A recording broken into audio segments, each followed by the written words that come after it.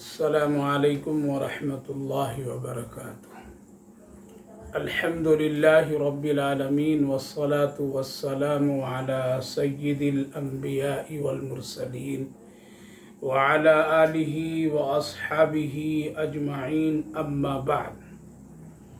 فاعوذ باللہ من الشیطان الرجیم، بسم اللہ الرحمن الرحیم۔ والسماء ذات البروج واليوم الموعود وشاهد ومشهود قتل أصحاب الأخدود النار ذات الوقود إذ هم عليها قعود وهم على ما يفعلون بالمؤمنين شهود۔ صدق اللہ العظیم۔ پیارے بھائیوں اور بزرگوں، ماں بہنوں، اللہ رب العالمین کا شکر، اس کا احسان کہ اللہ تعالیٰ نے قرآن کی نسبت، محبت و تعلق کی بنیاد پر ہم سب کو اس بابرکت مجلس میں شرکت کی توفیق نصیب فرمائے۔ اللہ تعالیٰ قبول فرمائے، آخرت کے لیے نجات کا ذریعہ بنائے۔ آج اس مجلس میں سورۃ البروج کے سلسلے میں گفتگو ہوگی۔ جیسا کہ اس سے پہلے کئی سورتیں پارے کی گزر چکی ہیں، اس سے پہلے 4 سورتیں گزری ہے جن کے مضامین یکساں تھے۔ اب اسی کڑی اور اسی سلسلے میں اس سورۃ پاک میں بھی کچھ مضامین ہیں۔ جو پہلی سورتیں گزری ہیں 4، خصوصاً سورۃ تکویر اور انفطار، تطفیف اور انشقاق، ان صورتوں میں زیادہ تر اللہ رب العالمین نیک لوگوں کے اور برے لوگوں کے متعلق کل قیامت میں کیا ہوگا اور ان لوگوں کے ساتھ کیا کیا معاملات ہوں گے، یعنی سزا اور جزا کے بارے میں بہت ہی تفصیل کے ساتھ اللہ نے بیان فرمایا، جس میں فجار، ابرار اور اسی کے ساتھ ساتھ داہنے ہاتھ میں نام اعمال کا ملنا، پیٹھ پیچھے سے نام اعمال کا ملنا، یہ سب ان 4 صورتوں میں اللہ رب العالمین نے ذکر فرمایا۔ تو گویا کہ مضامین کے اعتبار سے جو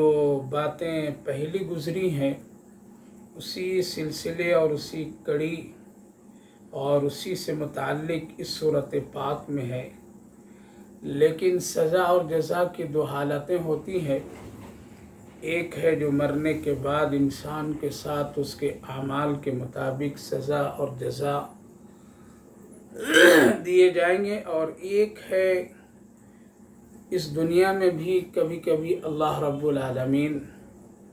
سزا اور جزا دیتے ہیں، نیک لوگوں کو کامیاب بناتا ہے اور برے لوگوں کو اللہ ناکام کرتا ہے۔ اگرچہ نیک لوگوں کی اس دنیا میں جو پریشانیاں اور جو تکلیفیں اور جو حالات ہوتے ہیں، اگرچہ دوسروں کی نظر میں وہ بہت تکلیف دہ اور بہت ہی خراب محسوس ہوتا ہے، لیکن اللہ رب العالمین اس کو راحت اور سکون کا ذریعہ بنا دیتا ہے۔ تو اس سورۃ پاک میں اسی طرح کے حالات کا ذکر ہے کہ اللہ رب العالمین کبھی اس دنیا میں بھی اچھے لوگوں کو کامیاب کرتا ہے، لیکن اس کے ساتھ بہت سارے آزمائش، امتحان، فتنوں سے اس کو گزرنا پڑتا ہے، اور جو لوگ ایسے لوگوں کو کوئی تکلیف اور ظلم و زیادتی کرتے ہیں تو ان کی بھی اس دنیا میں پکڑ ہوتی ہے۔ آخرت کی سزا اور جزا اور وہاں کے عذاب اپنی جگہ، لیکن اس دنیا میں بھی کبھی اللہ رب العالمین ایسے لوگوں کی پکڑ فرماتا ہے۔ تو 3 عنوان اور مضامین اس صورت پاک میں مذکور ہے۔ ایک وہ لوگ جو لوگ کسی فتنوں میں ڈال کر کے آزمائے جاتے ہیں، کچھ وہ لوگ ہیں جو فتنہ بپا کرتے ہیں اور اس فتنے میں لوگوں کو مبتلا کرتے ہیں، اور پھر وہ ان کے لیے بہت تکلیف چیز بنتی ہے۔ اور تیسرا جو عنوان اور مضمون ہے کہ ایسے ظالم جابر اور ایسے لوگ جو کسی ایمان والے، کسی اللہ کے نیک بندوں کو تکلیف اور اذیت پہنچاتے ہیں، تو اللہ رب العالمین اس کی پکڑ اس دنیا میں بھی فرماتا ہے، جیسا کہ ان بطش ربک لشدید کے ذریعے سے ایک عنوان اس میں قائم ہے۔ تو حاصل یہ ہے میرے بھائیو بزرگوں کہ اللہ رب العالمین بہت ہی واضح طریقے سے ذکر فرما دیا ہے، جس کا حاصل یہ ہے کہ کوئی بھی آدمی اللہ سے بچ نہیں سکتا ہے، ایک نہ ایک دن اللہ سے اس کو ملنا ہے۔ اب اگر ایک آدمی نیکی کا کام کر کے ملے گا تو اس کے ساتھ کے کیا حالات ہوں گے، ایک آدمی جو گناہ اور برائی، ظلم، زیادتی کر کے اللہ سے ملے گا تو اس کے کیا حالات ہوں گے، آخرت میں بھی اور دنیا میں بھی۔ تو انسان کو بہت ہی عبرت لینی چاہیے ان واقعات اور ان حالات سے۔ تو یہ سورۃ پاک سورۃ البروج کے نام سے مشہور و معروف ہے، مکۃ المکرمہ میں نازل ہوئی ہیں۔ اس میں 22 آیت کریمہ ہیں۔ اس کے شان نزول اور اس کی کچھ پس منظر بھی مفسرین علماء کرام ذکر فرماتے ہیں کہ حالات اس سورۃ پاک میں جو ایک نوجوان کا ذکر ہے وہ یہ ہے کہ نبی کریم علیہ السلام کی دنیا میں تشریف لانے سے پہلے 70 سال یمن کا ایک علاقہ ہے، وہاں ایک واقعہ پیش آیا، اور وہ اس طرح سے تھا کہ وہ زمانہ کہانت یعنی کاہنوں کا دور اور زمانہ تھا کہ لوگ کاہنوں سے اپنے بڑے بڑے مسائل کا حل اور معلومات کیا کرتے تھے۔ خصوصاً جو وقت کے بادشاہ ہوتے تھے وہ اپنے دربار میں کاہنوں کا ایک بڑی جماعت رکھا کرتے تھے۔ کاہن اس کو کہتے ہیں کہ جو شیاطین کی کسی اطلاع اور خبر پر وہ ایمان رکھ کر کے دوسروں کو بھی اس کی اطلاع اور اس کو یقین کے درجہ بنانے میں لگے رہتے ہیں، اس کو کاہن کہتے ہیں، جس میں مکمل شیاطین کے اعمال کیے جاتے ہیں اور شیطانوں کا طریقہ استعمال کیا جاتا ہے، اور اللہ کے جو یقین کا درجہ ہے بندوں کا اس سے اللہ سے ہٹا دیا جاتا ہے۔ تو اس یمن کے جو عرب کا وہ علاقہ کہلاتا تھا، وہاں ایک بادشاہ تھا جو اپنے سارے معاملات کاہن سے حل کیا کرتا تھا۔ جب بھی کوئی خوشی غم کوئی بھی معاملہ آئے مشورے کا تو اس کاہن کے ذریعے سے اور کاہن کو اپنے مشورے میں شامل کر کے آگے کے مسائل وہ طے کیا کرتا تھا۔ جب وہ کاہن بوڑھا ہو گیا اور اس کی عمر بالکل ایسی ہو گئی کہ اب اس کو موت نظر آنے لگی، تو اس نے بادشاہ سے کہا کہ اگر آپ چاہیں تو کوئی ایک اچھا لڑکا مجھے دے دیجئے تاکہ میں اس کو اپنے علم اور اپنا یہ فن میں اس کو پورا کا پورا بتا دوں، تاکہ میرے مرنے کے بعد آپ کو جب بھی ضرورت پڑے تو اس سے وہ سارے مسائل حل کر سکتے ہیں۔ بادشاہ نے اپنے دربار سے ایک لڑکے کا طے کیا جو بہت چالاک، ہوشیار، دانش اور عقل و خرد کا ایک بہت ہی اس کے پاس نمونہ گویا کہ وہ تھا۔ تو بادشاہ نے اس کو طے کیا کہ تم ہر دن جا کر کے ان کے پاس وقت لگاؤ، سیکھو اور اس فن کا تم ماہر بنو۔ لہٰذا لڑکا جانے آنے لگا، لیکن راستے میں ایک اللہ والا راہب، اس وقت راہب حضرت عیسیٰ علیہ نبینا علیہ السلام کے مذہب پر جو لوگ ایمان اور یقین اور تقوی اور اللہ سے تعلق توحید پر رکھا کرتے تھے اس کو راہب کہتے تھے۔ اس وقت چونکہ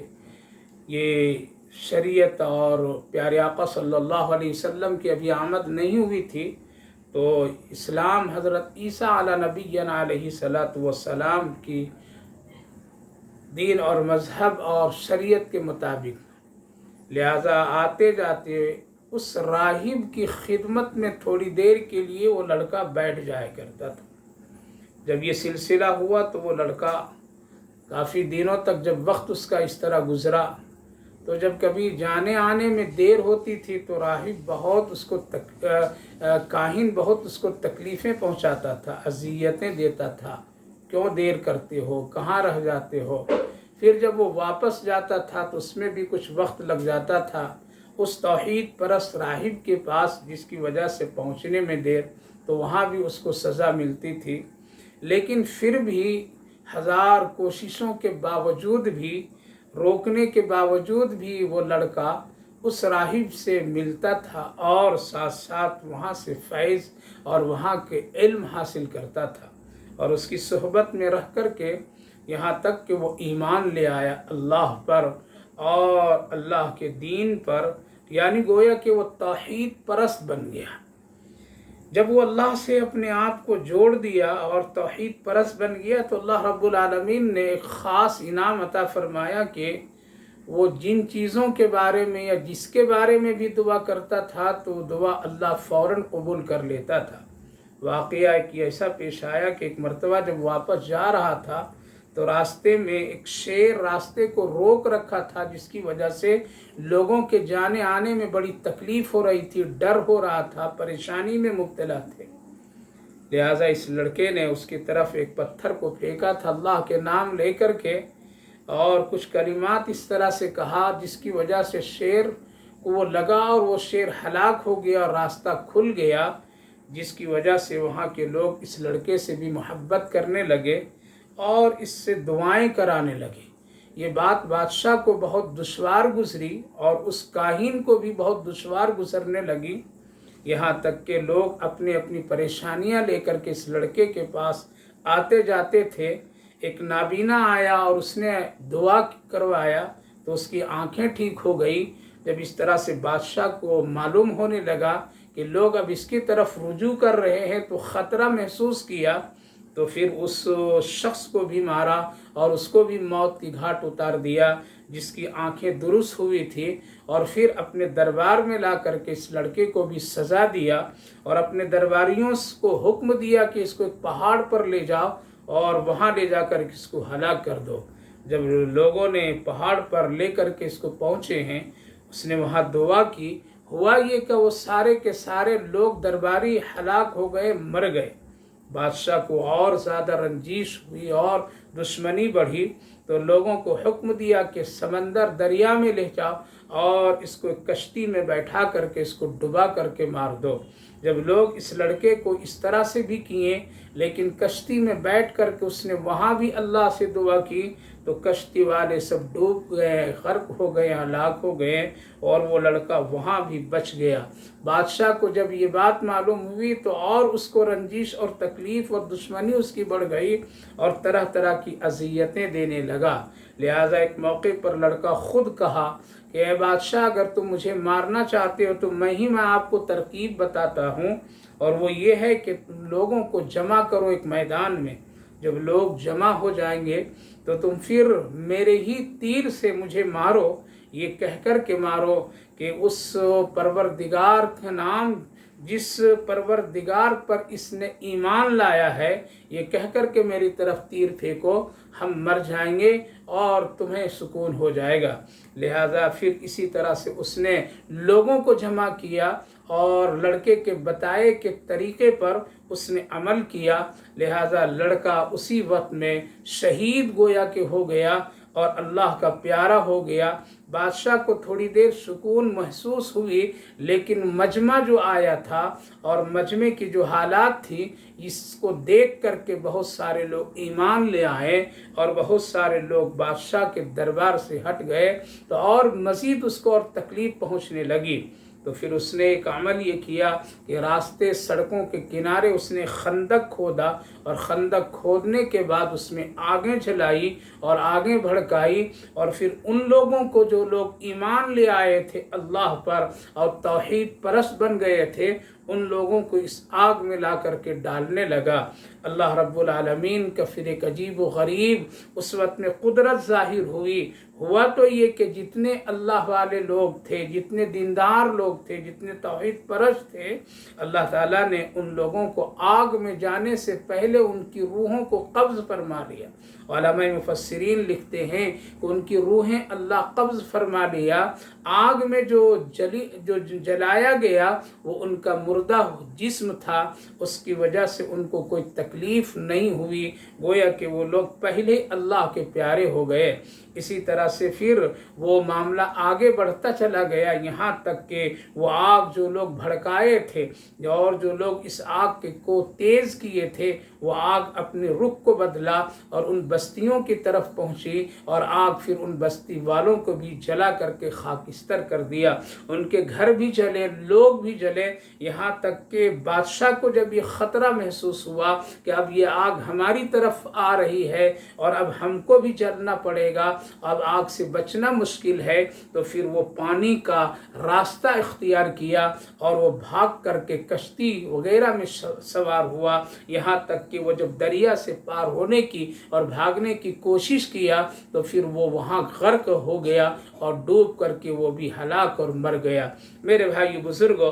علماء مفسرین نے بہت ہی تفصیلات اس میں لکھتے ہیں، لیکن جو صحیح اور مختصر اور جامع جو ہے اس کے پس منظر اس کو میں نے یہاں پر ذکر کیا۔ اب ترجمہ سنیے اور پھر اس کے بعد میں جو نکات ہیں اور اس سے ہم کو جو سبق ملتا ہے انشاءاللہ اس پر بھی تھوڑی روشنی ڈالتا ہوں۔ یہاں سب سے پہلے جانیے کہ یہ بروج کے مطلب ہوتے ہیں، بہت ساری چیزیں اس کے بارے میں لکھتے ہیں علماء کرام، اس سے محل بھی ہے، اس سے ستاروں کی وہ جگہ بھی ہے، اس کے علاوہ اور بہت ساری چیزوں کو بھی علماء مفسرین یہاں ذکر کرتے ہیں۔ اللہ رب العالمین نے یہاں جو قسم کھایا ہے وہ اسی سے متعلق، وَالسَّمَاءِ ذَاتِ الْبُرُوجِ، قسم ہے بروج والے آسمان کی، یعنی وہ آسمان جس میں ستاروں کی جگہ ہے، وہ آسمان جو بروج والا ہے، یعنی جس کا تذکرہ قرآن کریم میں اور کئی ایسے جگہوں پر میں کیا گیا ہے۔ وَالْيَوْمِ الْمَوْعُودِ، قسم ہے اس دن کا جس دن کا وعدہ کیا گیا ہے، یعنی قیامت کا وہ دن ہے جس کا وعدہ اللہ رب العالمین نے قرآن کریم میں جگہ جگہ فرمایا ہے کہ ایک وہ دن آنے والا ہے، آئے گا اور ضرور آئے گا، جس کو ہم اور آپ قیامت کے نام سے جانتے ہیں۔ وَشَاهِدٍ وَمَشْهُودٍ، اور قسم ہے حاضر ہونے والے کی اور اس کی جس کے پاس لوگ حاضر ہوں۔ لہذا اللہ رب العالمین نے اس قسم کے جملوں کے بعد فرمایا قُتِلَ أَصْحَابُ الْأُخْدُودِ، مار دیے گئے خندق والے لوگ، یعنی وہ لوگ النار ذات الوقود، خدا کی مار ہے ان خندق کھودنے والوں پر اور اس آگ والوں پر جو ایندھن یعنی آگ کو بھڑکا کر کے رکھے تھے، ایندھن سے بھری ہوئی وہ آگ کی خندقیں تھی۔ آگے اللہ فرمائے اِذْ هُمْ عَلَيْهَا قُعُودٌ، جب اس کے پاس بیٹھے تھے، وَهُمْ عَلَى مَا يَفْعَلُونَ بِالْمُؤْمِنِينَ شُهُودٌ، اور پھر وہ بیٹھ کر کے وہ نظارے کر رہے تھے اور وہ منظر دیکھ رہے تھے جو ایمان والوں کے ساتھ کچھ کیا جا رہا تھا، یعنی جن لوگوں کو پکڑ کر کے آگ میں ڈالا جا رہا تھا،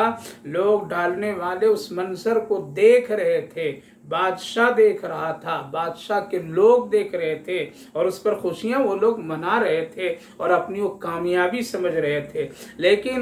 آنے والے حالات سے وہ لوگ بے خبر تھے۔ لہذا اللہ رب العالمین نے صاف صاف فرما دیا اِذْ هُمْ عَلَيْهَا قُعُودٌ وَهُمْ عَلَى مَا يَفْعَلُونَ بِالْمُؤْمِنِينَ شُهُودٌ، یعنی وہ لوگ بیٹھ کر کے یہ منظر دیکھ رہے تھے، جن لوگوں نے آگیں بھڑکائی تھی، جن لوگوں نے خندقیں کھودی تھی۔ لہذا اللہ رب العالمین نے ان لوگوں کے وہ حالات جو اس کے بعد آنے والے ہیں اس کا بھی تذکرہ فرمایا۔ لہذا دشمنوں کی وہ کیفیت اور وہ حالات، یعنی سب سے پہلے تو لڑکے کو ہلاک کیا گیا، یعنی اس کو شہید کر دیا گیا، پھر ایمان لانے والوں کو بھی اسی طرح سے ظالم جابر بادشاہ نے آگ کے حوالے کر دیا اور اس کو دیکھتا رہا اور خوشیاں مناتا رہا۔ آگے اللہ رب العالمین نے فرمایا وَمَا نَقَمُوا مِنْهُمْ إِلَّا أَن يُؤْمِنُوا بِاللَّهِ الْعَزِيزِ الْحَمِيدِ، اور وہ ایمان والوں کو کسی اور بات کی نہیں، صرف اس بات کی سزا دے رہے تھے کہ وہ اللہ پر ایمان لے آئے تھے جو بڑے اقتدار والا، بڑی تعریف والا، بڑی قدرت والا۔ یعنی ان لوگوں کو جو سزا دی جا رہی تھی اس سزا کی جو کیفیت تھی اور جس وجہ سے وہ کوئی دنیا کی حکومت، دنیا کی سلطنت اور کوئی دوسری چیزوں کی وجہ سے نہیں، بلکہ صرف ایک وجہ، اور وہ ہے ایمان، یعنی اللہ پر لوگ ایمان لائے تھے، جس کی بنیاد پر ان کو یہ سزائیں دی جا رہی تھی، جس کی بنیاد پر ان کو آگ میں ڈالا جا رہا تھا۔ پتہ یہ چلا کہ میرے بھائیو بزرگوں کہ وہ لوگ ایمان لائے تھے اللہ پر جو زبردست طاقت رکھنے والا، قدرت رکھنے والا، اور وہ تعریف کے لائق ہے۔ آگے اللہ خود فرما الذی لہ ملک السماوات والارض، وہ اللہ جس کی بادشاہت، سلطنت و حکومت زمین و آسمان، واللہ علی کل شیء شہید، اور اللہ تعالی ہر چیز حاضر ہے، وہ دیکھ رہا ہے، اور ساتھ ساتھ اس کی پوری خبر رکھنے والا ہے۔ سلطنت بھی اسی کی، حکومت بھی اسی کی، اور اللہ ہر چیز کو خوب دیکھ رہا ہے۔ یہاں تک کہ جو باتیں سامنے آئیں جس سے یہ پتہ چلتا ہے کہ دنیا میں ہمیشہ جو ظلم اور زیادتی مسلمانوں پر جو کی گئی ہے اور مسلمانوں کے ساتھ جو آج تک ہو رہا ہے، اس کی صرف ایک وجہ ہے مسلمان ہونا، ایک وجہ ہے اللہ پر ایمان رکھنا، ایک وجہ ہے اللہ پر یقین کر کے اس کی توحید کا مان لینا، اس کے سوا اور کوئی چیز نہیں۔ کیوں؟ اگر دنیا اور دنیا کی حکومت و سلطنت کا جائزہ اگر لیا جائے تو مسلمانوں سے زیادہ حکومت و سلطنت غیر لوگوں کے پاس ہے، کفر کے لوگوں کے پاس ہے۔ لہذا آج جو تکلیفیں دی جا رہی ہے، جو ستایا جا رہا ہے، جہاں جہاں جس طرح کی اذیتیں دی جا رہی ہے، بس میرے بھائیو بزرگوں ایک ہی چیز ہے اور وہ ایمان ہے، وہ ایمان ہے۔ پتہ چلا کہ ایمان کی وجہ سے مسلمانوں پر جو کچھ ظلم اور زیادتی ہو رہی ہے وہ صرف اسی لیے کہ وہ ایمان لائے اللہ پر، اللہ کے رسول پر، مرنے کے بعد زندہ ہونے پر، جنت اور جہنم پر، یہ ساری چیزوں کی، اللہ کی بادشاہت، سلطنت، حکومت پر، اس کی وجہ سے آج تکلیفیں پہنچائی جا رہی ہے۔ لیکن اس کا انجام اس کے بعد کیا ہوگا، اس صورت پاک میں بھی اللہ نے ذکر فرمایا ان الذین فتنوا المؤمنین والمؤمنات ثم لم يتوبوا فلہم عذاب جہنم ولہم عذاب الحریق۔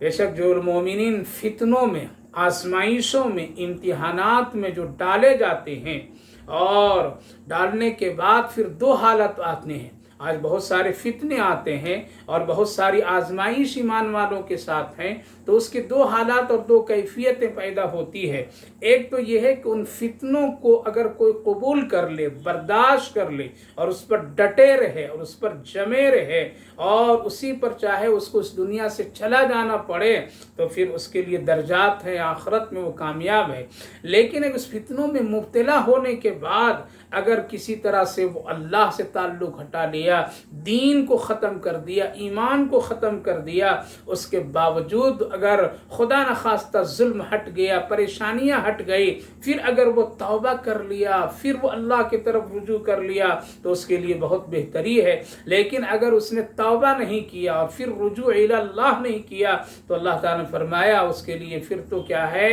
عذاب ہے، اور وہ خطرناک عذاب ہے، عذاب حریق، وہ آگ والا جو جلایا گیا ہے۔ خلاصہ یہ ہے کہ مسلمانوں پر جو آزمائش، امتحان اس وقت میں دو پہلو ہے ان کے سامنے کہ اس امتحان کو قبول کیا جائے اور اس پر ڈٹ کر کے رہا جائے، جیسا کہ صحابہ کرام رضوان اللہ عنہم اجمعین کے ساتھ میں اسی طرح کے حالات آئیں، ان کو آگوں میں ڈالا گیا، وہ برداشت کر لیے گئے، ان کے سروں پر ماری چوٹیں لگی، وہ برداشت کر لیے گئے، ان کے مال آل اولاد کو اذیتیں تکلیفیں دی گئی، سب برداشت کر لیے، یہاں تک کہ ان کی زندگی اور ان کی حالات تو اتنی پرخطر بنا دیے کفار و مشرکین نے، لیکن وہ لوگ ٹس سے مس نہیں ہوئے۔ حضرت بلال حبشی رضی اللہ عنہ کو اتنا گھسیٹا گیا کہ کمر اور پیٹھ کا گوشت ادھڑ ادھڑ کر کے نکل گئے، لیکن پھر بھی وہ قائم رہے اور ڈٹے رہے۔ حضرت خباب رضی اللہ عنہ کے آگ کے شعلوں پر ڈال دیے گئے، ان کی چربی سے آگ بجھ گئی لیکن ان کا ایمان نہیں بجھا۔ حضرت خبیب رضی اللہ عنہ کو سولی دے دی گئی لیکن ایمان پر وہ ڈٹے اور قائم رہے۔ حضرت سمیہ رضی اللہ عنہا کو چیر دیا گیا لیکن وہ ایمان پر ڈٹی رہیں، یعنی فتنے آزمائش ہر طرح سے ایمان والوں کے ساتھ آنا طے ہے۔ اللہ یہی دیکھنا چاہتا ہے کہ ان فتنوں میں، آزمائشوں کی گھڑی میں کون لوگ ہیں جو ہم سے تعلق رکھتے ہیں اور کون ہے جو تعلق کو ختم کر دیتے ہیں۔ لیکن اللہ رب العالمین نے ایسے لوگوں کے جن کے ساتھ حالات اور فتنے آتے ہیں اور پھر وہ ڈٹ کر کے قائم رہتے ہیں اور جمے رہتے ہیں، تو اللہ نے اس کے بعد کی جو کامیابی اور اس کے بعد جو کامرانی دنیا اور آخرت دونوں کے اعتبار سے عطا فرماتا ہے، اس کی ایک مثال ہے۔ اور آج بھی دنیا میں صحابہ کی مثال ہے کہ وہ جب اس پر ڈٹے رہیں، قائم رہیں، نبی کے دامن سے چمٹے رہیں، وہ صبر اور استقامت کے ساتھ رہیں، ذرہ برابر بھی ٹس سے مس نہیں ہوئے۔ پہاڑ ان کے سامنے سے ہٹ سکتا تھا اور وہ ہٹ گیا، لیکن کبھی ان کا ایمان میں ذرہ برابر بھی کسی طرح کمی نہیں آئی۔ پھر اللہ نے ان امتحانات کے بعد ان کو جو کامیابی اور کامرانی عطا فرمایا وہ بے مثال ہے میرے بھائیو بزرگوں۔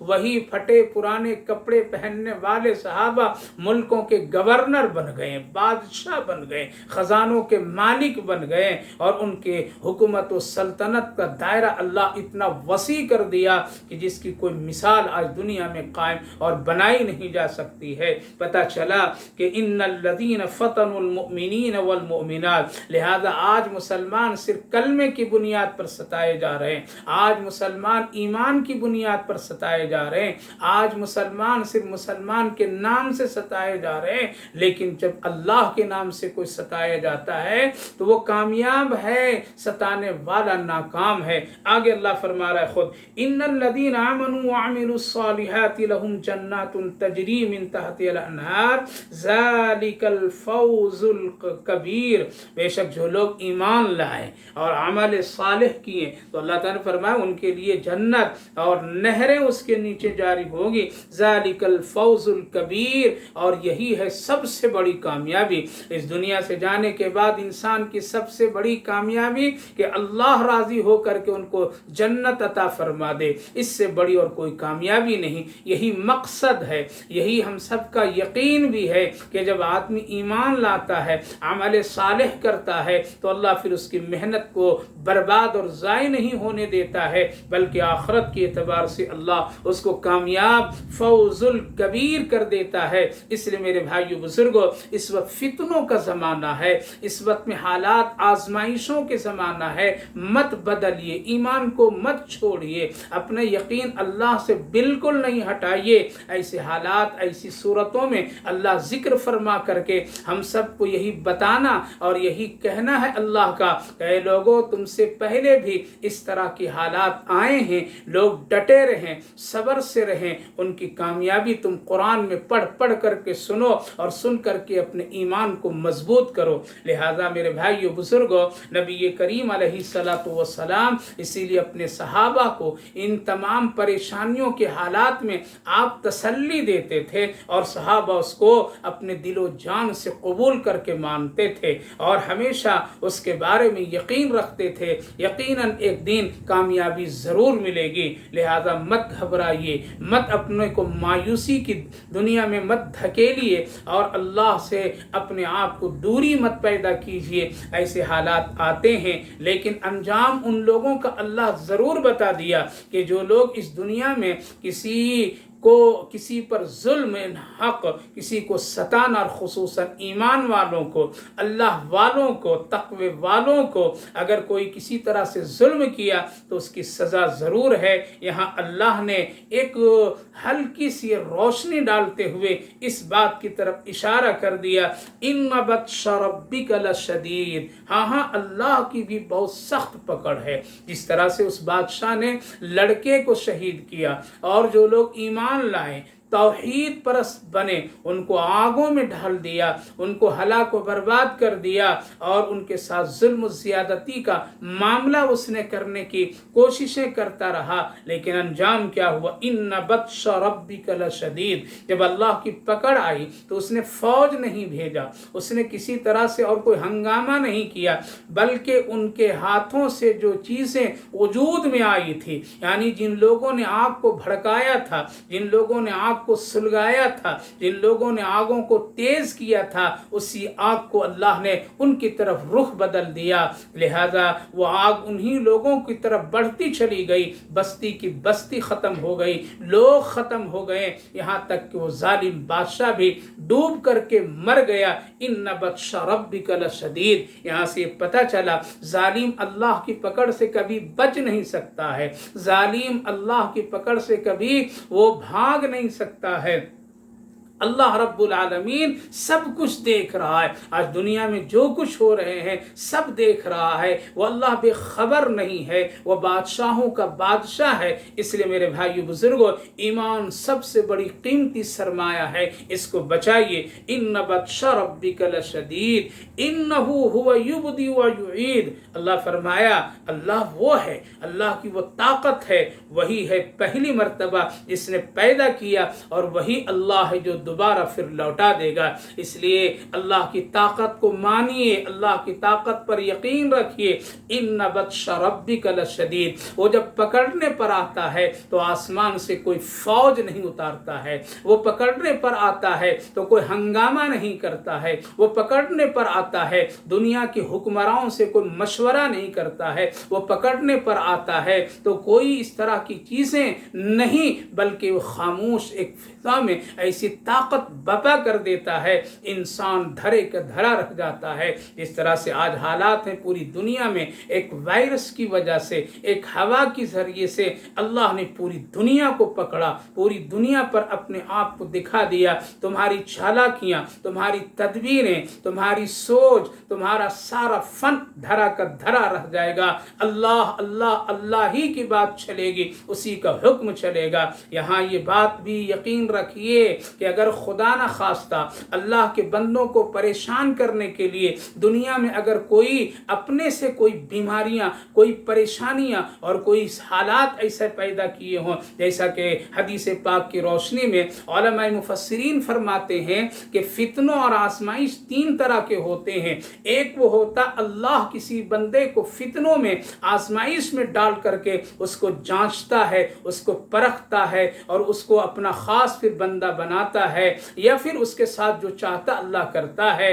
اور دوسرا یہ ہے کہ اللہ تو فتنہ میں اس کو مبتلا نہیں کرتا ہے، لیکن بندہ خود ہی فتنہ پیدا کرتا ہے، خود ہی اسباب کو ڈھونڈتا ہے، خود ہی ساری چیزوں کو تیار کرتا ہے، اور پھر وہ خود فتنوں میں پڑتا ہے اور دوسروں کو بھی فتنوں اور مصیبت میں ڈال دیتا ہے. اور ایک یہ ہے کہ آدمی اپنے آپ کو ڈال دیتا ہے، اپنے آپ کو اس ہلاکت میں لے جاتا ہے. جیسے کوئی آدمی زہر کھا لیا، خودکشی کر لیا، سمندر میں اپنے آپ کو ہلاک کر دیا، تیرنا نہیں آتا، سمندر میں ڈوب گیا. یہ ساری چیزیں ہیں، آدمی اپنے آپ کو خودکشی اور ہلاکت میں ڈال کر کے ہلاک اور فتنوں میں پڑ جاتا ہے. لہذا اگر آج دنیا میں کوئی مسلمانوں کو پریشان کرنے کے لیے، مسلمانوں کو بدنام کرنے کے لیے، مسلمانوں کو تکلیف اور اذیت دینے کے لیے اگر کوئی فتنے کھڑے کیے ہیں تو وہ لوگ بھی اس فتنے سے نہیں بچ بچ سکتے ہیں اور نہ ان کے لیے کوئی راہ اور راستہ ہے۔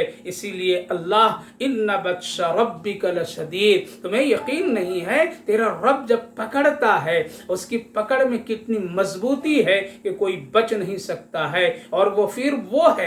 ہے جو پہلے پیدا کیا وہ دوبارہ پھر لوٹا دے گا۔ وَهُوَ الْغَفُورُ الْوَدُودُ، وہ اللہ معاف کرنے والا بھی ہے، وہ اللہ محبت کرنے والا ہے۔ اللہ اکبر، اللہ اکبر۔ اللہ کی شان دیکھیے میرے بھائیو، بزرگوں، ماں بہنوں، کتنا گناہ کر لو، کتنا گناہ کر لو، کتنے حالات اللہ اور اللہ کے رسول کے خلاف عمل کر لیجئے، اللہ فرما رہا وَهُوَ الْغَفُورُ الْوَدُودُ، یعنی وہ معاف کرنے والا ہے، وہ محبت کرنے والا ہے، محبت کرنے والا ہے۔ شان کریمی دیکھیے، اللہ سے معافی مانگیے، وہ بندوں سے بہت محبت کرتا ہے، بندوں سے محبت اور شفقت فرماتا ہے۔ اللہ فرما رہا وَهُوَ الْغَفُورُ الْوَدُودُ، وہ معاف کرنے والا، محبت کرنے والا ہے۔ حضرت دہیہ کلوی رضی اللہ عنہ جب نبی کریم علیہ السلام کی خدمت میں ایمان لانے کے غرض سے حاضر ہوئے اور اللہ کے رسول صلی اللہ علیہ وسلم کی خدمت میں آ کر کے اسلام لانے کی بات کیے، ہاتھ پر ہاتھ نبی کے رکھ کر کے جب کلمہ شہادت پڑھیں تو کہنے لگے یا رسول اللہ کیا ہمارے سارے وہ گناہ معاف کر دے گا اللہ جو ہم نے اس سے پہلے کیے؟ آپ صلی اللہ علیہ وسلم نے فرمایا ہاں ہاں سب معاف کر دے گا، سب معاف کر دے گا۔ یہاں تک کہ تفصیل ہے کہ وہ پوچھتے رہے یا اللہ کے رسول یہ بھی گناہ، یہ بھی گناہ، یہ بھی گناہ کیا ہوں، یہاں تک کہ انہوں نے کہا یا رسول اللہ میں 100 زندہ لڑکیوں کو مٹی میں دفن کر دیا، کیا میرا رب یہ بھی گناہ معاف کر دے گا؟ میرے بھائیو بزرگوں، نبی کریم علیہ السلام کے آنکھ سے آنسو ٹپک پڑے اور محبت بھری کیفیت میں آپ نے فرمایا ہاں اللہ اس کو بھی معاف فرما دے گا۔ وَهُوَ الْغَفُورُ الْوَدُودُ، کیا ہوا معافی، کیا محبت دیکھیے کہ حضرت جبریل علیہ السلام نبی کی حیات میں جب بھی تشریف لاتے تھے انسانی شکل میں تو ان کی شکل حضرت دہیہ کلبی رضی اللہ عنہ کی شکل ہوتی تھی۔ اس سے بڑی محبت کی بات اور کیا ہو سکتی ہے؟ اس لحاظ یقیناً ہم لوگ گنہگار ہیں، خطا کار ہیں، بہت زیادتی کیے ہیں، لیکن ابھی بھی اللہ نے راستہ ہم سب کو دو دیا وَهُوَ الْغَفُورُ الْوَدُودُ، میں معاف کرنے والا بھی ہوں، تم سے محبت کرنے والا بھی ہوں، اور کیوں نہیں وہ گناہوں میں بھی کھلا رہا ہے، گناہوں میں بھی پلا رہا ہے، گناہوں میں بھی سلاتا بھی ہے، گناہوں میں اٹھا کر کے دنیا کی روشنی میں روزی رزق کی تلاش میں نکالتا ہے۔ یہ سب محبت کی علامتیں ہیں۔ اللہ فرمایا ذو العرش المجید، وہ اللہ عرش والا بزرگ، عرش والا، فعال لما یرید، جو چاہتا وہ کرتا، وہ کسی کے مشورے کے محتاج نہیں، کسی سے اس کا کوئی لینا دینا نہیں کہ وہ کہے گا تب کرے گا، وہ دے گا تب وہ کسی کو دے گا۔ فعال لما یرید، فعال لما یرید، جیسا جب جہاں جس کے بارے میں جو فیصلہ اللہ کرتا ہے وہ کر دیتا ہے۔ آگے اللہ تعالیٰ نے فرمایا پکڑ کے دیکھو هل اتاک حدیث الجنود، اے میرے محبوب کیا آپ کو اس کی خبر بھی ہے؟ ان فوج لشکروں کی، فرعون اور سمود، ان لوگوں نے جو دنیا میں لشکریں اور ظلم اور بربریت پھیلانے کے لیے تیار کیے تھے ان کا کیا حال ہوا؟ ان کے لشکر کس طرح ہلاک کر دیے گئے؟ ان کو جو میں پکڑا تو کیسے پکڑا اور کس طرح سے پکڑا؟ کیا اس کی خبر ہے؟ قرآن کریم میں فرعون کے ہلاک ہونے کا تذکرہ، نمرود اور حامان، شداد اور قوم سمود کے سارے حالات مذکور ہیں۔ یقین جانو میرے بھائیو بزرگوں، آج ہم نے پڑھنا، سمجھنا، یقین کرنا چھوڑ دیا ہے، جس کی وجہ سے ایمان میں کمزوری، ڈر اور خوف، دہشت ہمارے دلوں میں آج پیدا ہو گئے ہیں۔ آگے اللہ فرمایا بل الذین کفروا فی تکذیب، اللہ تعالیٰ نے فرمایا وہ لوگ کافر تھے، جھٹلانے والے تھے، واللہ من وراء محیط، جبکہ اللہ ہر طرف سے ان کو گھیر رکھا تھا۔ بل ہوا قرآن مجید، قرآن جو بہت ہی بزرگ کتاب ہے، فی لوح محفوظ، جو محفوظ ہے لوح میں یعنی اللہ رب العالمین نے قرآن کریم کی حفاظت کر رکھا ہے، اور وہ ہے لوح محفوظ۔ خلاصہ اس سورۃ پاک کی اور اس سے جو ہمیں سبق اور عبرت جو ملتی ہے وہ یہ ہے کہ اللہ رب العالمین نے اس سورۃ پاک میں ہم کو اس طرف اشارہ اور توجہ دلایا، جو علماء مفسرین نے اس کے خلاصے میں ذکر فرماتے ہیں آخر اس سورۃ پاک سے ہمیں کیا سبق ملتا ہے۔ سب سے پہلی بات یہ ہے اور یہ نصیحت ہے کہ جب ایک آدمی حق کی طلب کرتا ہے اور طلبگار بن کر کے اپنے آپ کو اس کے پیچھے لگا دیتا ہے تو پھر اللہ تعالی حق کا راستہ اور حق اس کو عطا فرما دیتا ہے۔ جس طرح سے اس لڑکے نے تمام پریشانیوں کے باوجود حق کی تلاش میں وہ لگا رہا، کوششیں کرتا رہا اور اس کے پیچھے وہ تکلیفیں اٹھاتا رہا، لیکن کبھی بھی وہ حق سے ہٹا نہیں، تو اللہ رب العالمین نے اس کو حق کا راستہ دیا۔ پتہ چلا جب حق کا طلبگار ہم بن جائیں گے تو اللہ حق کا راستہ بھی عطا فرما دے گا۔ لیکن آج افسوس ہے ہماری محنت نہ حق میں، ہماری محنت آج گمراہی اور ضلالت میں، ہم اپنے دلوں میں حق کی طلبگاری نہیں پیدا کرتے ہیں۔ جس دن ہم حق کے طلبگار بن جائیں، اللہ کو پانے کی کوشش کر لیں، دین کو سمجھنے میں اپنا وقت اور محنت لگائیں، قرآن کریم کے مضامین اور اس کے فرمان پر ہم ذرا کچھ کوشش کریں اور طلبگار بن جائیں، تو یقین جانیے اللہ رب العالمین حق اس کو عطا فرما دیتا ہے، جس طرح سے اس بچے کو عطا فرمایا۔ جس طرح مدرسوں میں دیکھ لیجئے 8 سال 6 سال 10 سال کے بچے رات و دن جب قرآن کریم کے حفظ میں لگ جاتے ہیں تو ان بچوں کے سینوں میں اپنا مقدس کلام عطا فرما دیتا ہے۔ وہ بچے جس کو کپڑا پہننے کا بھی سلیقہ کبھی نہیں ہوتا ہے، دیہاتوں قریوں غریبوں کے گھروں سے نکل کر کے آتے ہیں، لیکن اس کی جستجو طلبگاری کی بنیاد پر اللہ سینے میں قرآن عطا فرما دیتا ہے۔ دوسری بات جو اس سے سبق ہم سب کو مل رہا وہ یہ ہے کہ جب ہم اچھی صحبت کسی کا اختیار کر لیں تو اللہ تعالیٰ اس کا فائدہ ضرور عطا فرماتا ہے۔ جس طرح سے اس بچے نے ایک نیک آدمی، ایک متقی پرہیزگار راہب جو اللہ پر ایمان رکھتا تھا،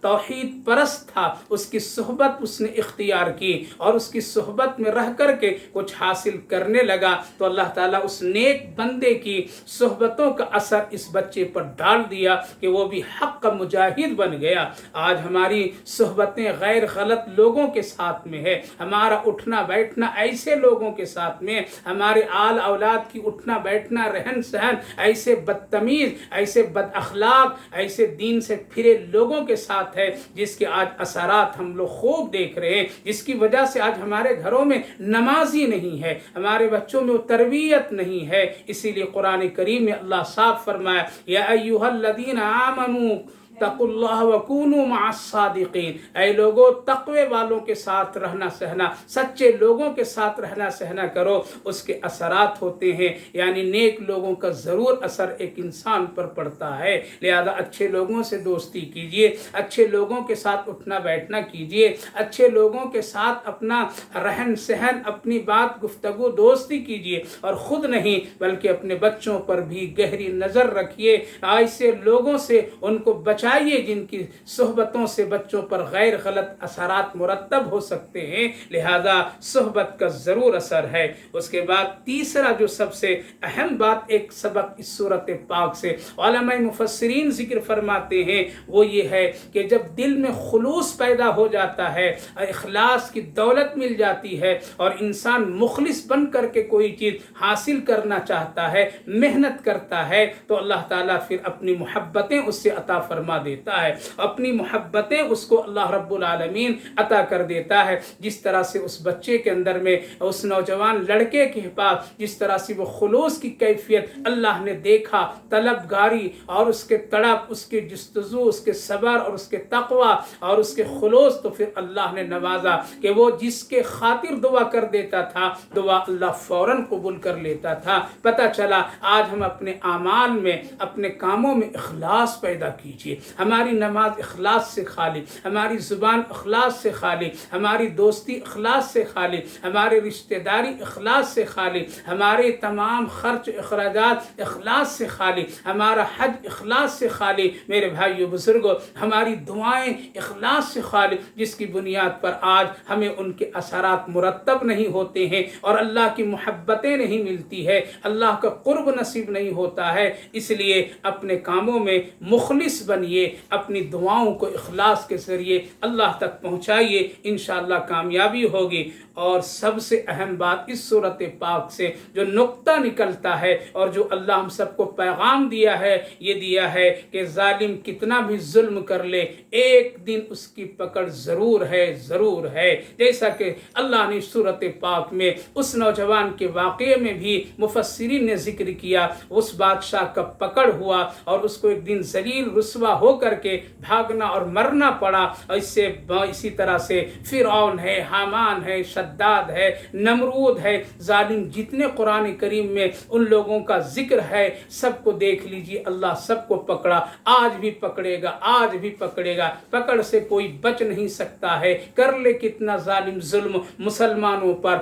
غریبوں پر، مسلمان نہتے علماء محتاری سب پر کر لے، ہے اس کی پکڑ، ہے اس کی پکڑ۔ لہذا اس سورۃ پاک میں اگر خدا نہ خواستہ اس دنیا میں اگر کسی کی پکڑ نہ ہو اور اس کو اس کا احساس نہ ہو تو یقین رکھیے میرے بھائیو بزرگوں ماں بہنوں، آخرت میں اس کی پکڑ ضرور ہے، ضرور ہے۔ تمام علماء کا اس پر اتفاق ہے۔ خلاصہ تو اس سورۃ پاک سے 4 باتیں ہیں کہ ہمیشہ حق کے طلبگار بنے رہیے، ہمیشہ اچھی صحبتیں اختیار کیجیے، ہمیشہ اپنے کام اور اپنے عمل میں مخلص بن کر کے اللہ سے رجوع کیجیے۔ اور چوتھی بات، ظالم کے ظلم سے مت گھبرائیے، ایک دن اس کی ضرور پکڑ ہے، جیسا کہ سورۃ پاک میں اللہ نے نام سے ذکر فرما دیا۔ یقین کیجیے، یقین کیجیے، یقین کیجیے، انشاءاللہ اسی میں خیر اور بھلائی ہے۔ اللہ آپ کو بھی ہم کو بھی اس کی توفیق نصیب فرمائے اور اس لڑکے کی طرح ہر ایک کا ایمان اور یقین بنا دے اور کامیابی عطا فرمائے، اور اللہ تعالیٰ تمام دنیا کی پریشانیوں اور حالات سے مسلمانوں کی حفاظت فرمائے، ایمان و عمل میں اللہ ترقی نصیب فرمائے، اللہ کی طرف سب کو رجوع کرنے کی توفیق نصیب فرمائے، ظالم کی ظلم سے بچائے، ظالم کی